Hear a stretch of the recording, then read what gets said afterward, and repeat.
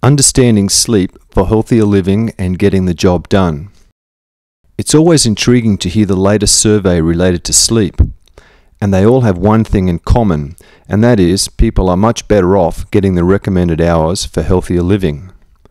That doesn't come as anything new, but what are the prescribed hours we should be sleeping each night, and what actually happens when we lay down and close our eyes every night?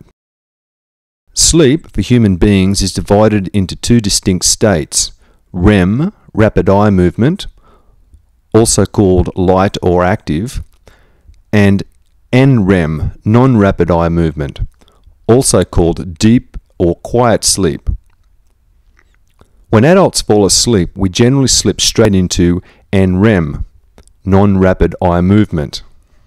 Our bodies become motionless. Breathing becomes shallow and regular.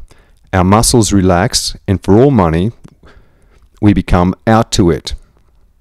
After about 90 minutes, our brain begins to wake up and starts functioning on a different level. This is when we enter REM sleep. During REM, our brain, it could be said, exercises. We dream, fidget, roll over, moan, and talk in our sleep. Even adjust the blankets without fully awakening. When we wake during the night, either for no apparent reason or to go to the bathroom, it is from this REM state.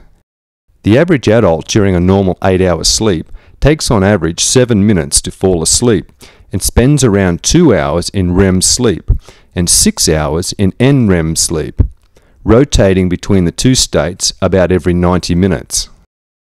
Infants, on the other hand, especially young babies, enter sleep through an initial 20 or 30 minutes in REM. This explains why a lot of people, especially babysitters and people unfamiliar with babies' sleeping patterns, go to painstaking, meticulous, and sometimes bizarre lengths to get baby off to sleep, only to have her suddenly wake when it looks like the deal's done. If efforts were to continue for an extra 20 or 30 minutes until the baby has entered NREM sleep, there is a far greater chance that baby will stay asleep. One would recognize the transition from REM to NREM sleep. Spasmodic twitches, muscle tightness, grimaces, and even sleep grins would gradually give way to an overall limpness, with breathing becoming more regular and shallow. If baby needs to be moved, it's better to wait for her to reach NREM state, as she can be easily woken whilst in REM sleep. Young babies spend approximately half their sleeping time in REM, dropping off to about 25% by the time they reach 4 years of age.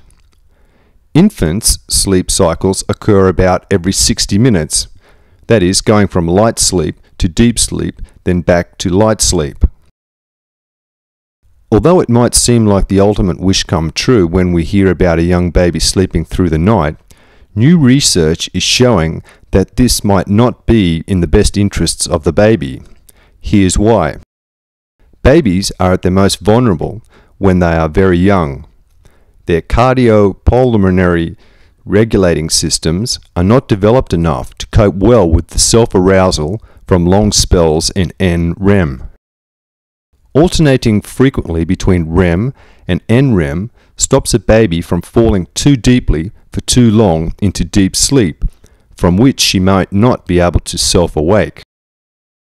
This is one of the main theories behind the incidence of SIDS. Secondly, blood flow to the brain nearly doubles during REM sleep, and researchers theorize this is because this is the time when the brain develops. Learning is thought to occur as the brain processes information that was acquired while awake. This is further reinforced by the fact that premature babies spend almost 90% of their sleeping time in REM to protect themselves from falling into a deep state of sleep for too long and to help speed up their brain development.